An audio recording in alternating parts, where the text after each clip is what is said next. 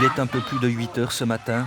Dans le hall de départ de l'aéroport de Bruxelles, 2 explosions viennent de retentir à quelques mètres de là. Ça s'est passé déjà pour Paris, c'était déjà tellement énorme que aujourd'hui, quand on voit ça, il y a comme une banalité un peu derrière et ça nous touche moins. Il y a un choc qui est moins grand que la première fois.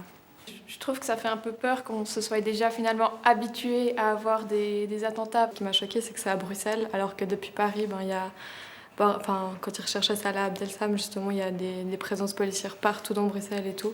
Et ils ont quand même réussi à faire un attentat là-bas, donc on peut aussi se poser des questions sur la sécurité. Maintenant, il y a des moyens qui sont assez poussés sur le recensement des gens, qui est, à quel moment où.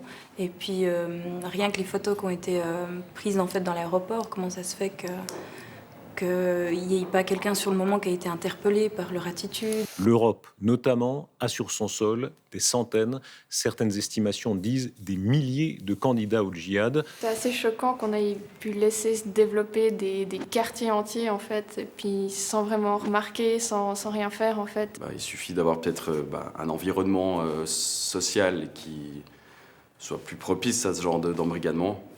Ça peut se faire très vite, je pense. Ils ont presque, en quelque sorte, envie de changer de vie. Leur vie, elle est peut-être trop passive. Ils ont envie de vivre l'action, si on veut. Puis eux, ils leur apportent cette solution un peu pour essayer de soi-disant, améliorer un peu leur vie ou leur situation, alors qu'en fait, ils les utilisent. Selon nos informations, la Suisse compte entre 300 et 400 sympathisants de l'État islamique. Ça fait encore plus peur, justement.